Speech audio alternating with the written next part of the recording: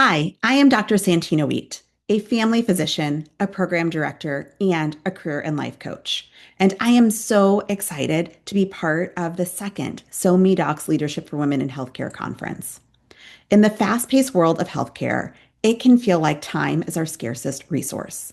We are balancing patient care, administrative work, teaching, mentorship, and trying to have some version of a personal life in between.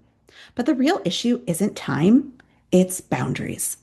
So, in my session, From Chaos to Calm Time Management Through Boundaries for Women in Healthcare, we are going to reframe time management as a boundaries issue.